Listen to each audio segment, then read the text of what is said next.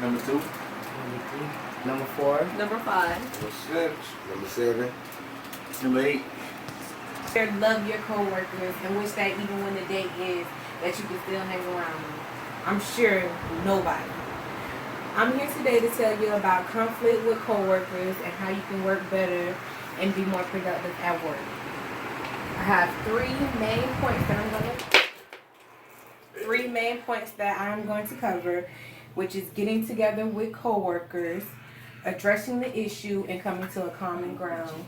I have this short video on how conflict can arise in the workplace.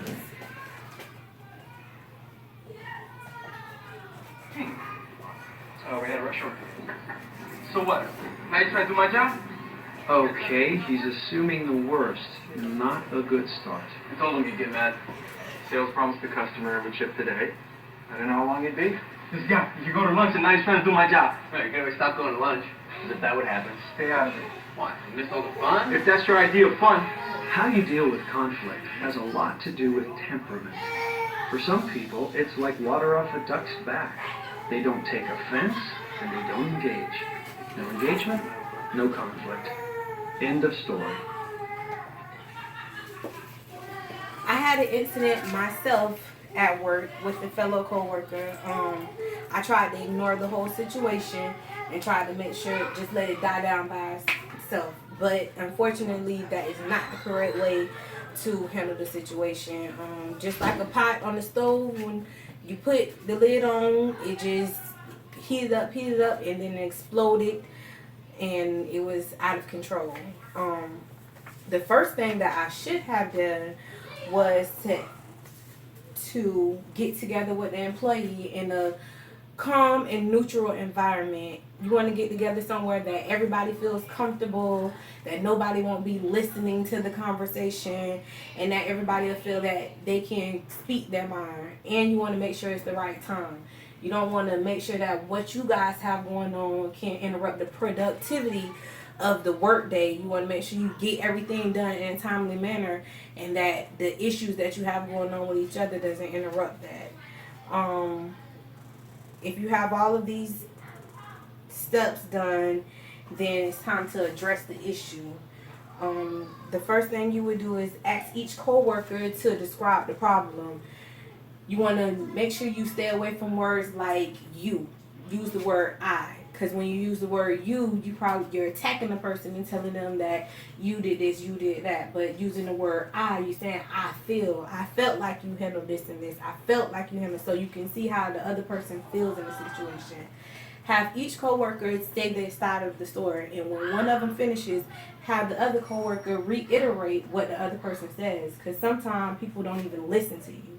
So by the other person repeating what the last coworker just said, you make sure that both people have a good understanding of what the issue is, and they understand where the other person is coming from. The next thing is to make sure that all participants summarize the issue.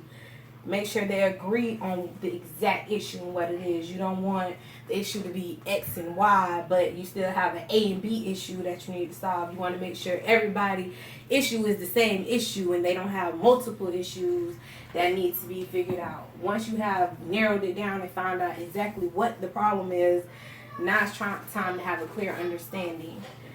Finding a common ground.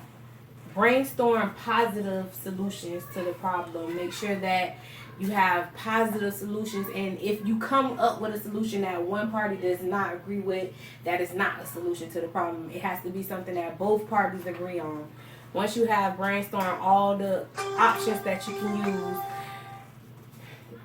go through those options and see which one better everybody can come to a resolution with.